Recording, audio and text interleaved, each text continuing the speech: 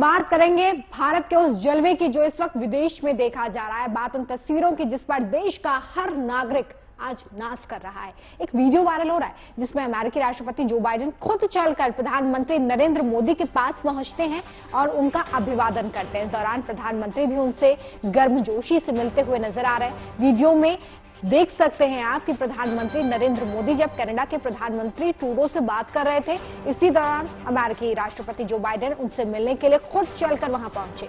उन्होंने प्रधानमंत्री के कंधे पर पीछे से हाथ रखकर अपनी मौजूदगी का एहसास करवाया, जिसके बाद दोनों नेताओं ने हाथ मिलाकर गर्मजोशी से एक दूसरे का अभिवादन स्वीकार किया। जाहिर है कि प्रधानमंत्री के जर्मनी दौरे में जिस तरह से भारत का दमखम नजर आया है, ये 6 तस्वीरें आप देख सकते हैं अपनी टीवी स्क्रीन पर, जो इस दमखम की तस्दीक करती है।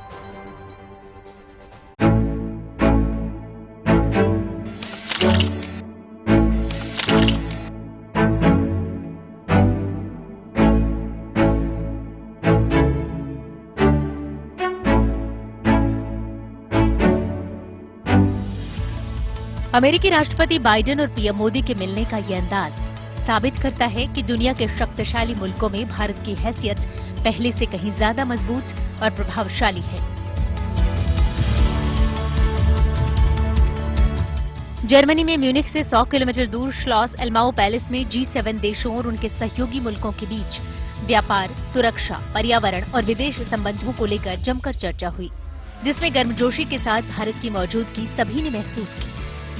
इस वक्त मैं खड़ी हूँ ओडियंस प्लाजा म्यूनिख जर्मनी में। कहा जाता है यहाँ पे हिटलर ने कई भाषण दिए और ये इतिहास का वो शहर या वो लम्हा था जब नए वर्ल्ड ऑर्डर का आगाज हुआ, और आज भी हम उस कगार पर खड़े हैं इतिहास के, जहां एक नया वर्ल्ड ऑर्डर बन सकता है। और ऐसे में G7 यानी दुनिया के 7 सबसे अमीर देशों का यहाँ म्यूनिख से ही कुछ दूरी पर मिलना बहुत अहम है। ताकतवर देशों की इस बैठक में अमेरिकी राष्ट्रपति जो बाइडेन, ब्रिटिश प्रधानमंत्री बोरिस जॉनसन और कनाडा के प्रधानमंत्री जस्टिन ट्रूडो समेत कई कद्दावर राष्ट्राध्यक्ष शामिल हुए। इनके अलावा इस बार G7 समिट का हिस्सा बनने के लिए अर्जेंटीना, इंडोनेशिया, सेनेगल, दक्षिण अफ्रीका जैसे देशों को भी आमंत्रित किया गया। 2022 के G7 शिखर सम्मेलन में जलवायु परिवर्तन, ऊर्जा, स्वास्थ्य, खाद्य सुरक्षा के साथ साथ यूक्रेन की जंग का मुद्दा गूंजता रहा। बताया तो ये भी जा रहा है कि G7 बैठक में रूस को रोकने, छोटे देशों पर चीन के असर को कम करने को लेकर भी चर्चा हुई। लेकिन इससे पहले प्रधानमंत्री मोदी की कई राष्ट्राध्यक्षों के साथ हुई बैठक ने मुख्य बैठक की जमीन तैयार की। चांसलर ओलाफ शॉल्ज से बातचीत की। इस मुलाकात के दौरान पीएम मोदी ने रूस यूक्रेन युद्ध से लेकर कई अहम मुद्दों पर चर्चा की।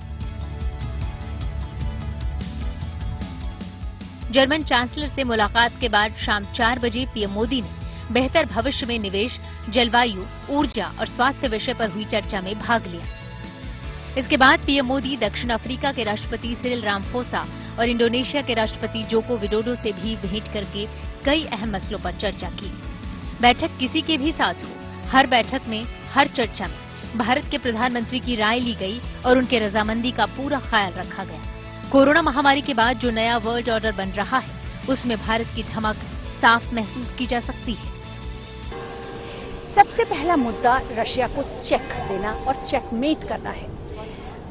Food security, climate change, energy, gender equality, ये सब मुद्दे जुड़े हुए हैं और अहम हैं। लेकिन सबसे पहला और अहम मुद्दा है रशिया को कैसे रोका जाए, और साथ ही दुनिया में कोविड के बाद यूक्रेन ने जो हाहाकार मचाया है इन्फ्लेशन को लेकर, कॉस्ट ऑफ लिविंग को लेकर, फूड सिक्योरिटी को लेकर, उस पर कैसे काबू पाया जा सके। और ऐसे में भारत का यहाँ उन्हें इनवाइट करना जर्मनी द्वारा बहुत अहम है। भारत ने अपनी एक खास पोजीशन बनाई जिसे बहुत ज्यादा वेस्टर्न कंट्रीज ने पसंद नहीं किया, लेकिन अडिग रहा भारत। एक नए कॉन्सेप्ट यानी डेमोक्रेसी का जो कॉन्सेप्ट है, लोकतंत्र का जो कॉन्सेप्ट वेस्ट में नए वर्ल्ड ऑर्डर के चलते विश्व युद्धों के बाद जो सामने आया, अब दुनिया देख रही है कि शायद वो कारगर नहीं है। और ऐसे में भारत का होना एक अल्टरनेटिव बताना जरूरी है।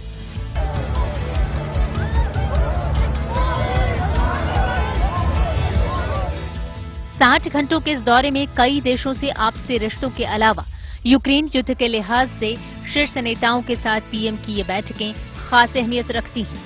इन बैठकों में न केवल दुनिया के मौजूदा हालात पर चर्चा हुई, बल्कि प्रधानमंत्री ने इस वैश्विक मंच पर मजबूती से भारत के हितों की बात भी रखी। जर्मनी के श्लॉस एल्माउ पैलेस से लवीना टंडन के साथ bureau report, good news today.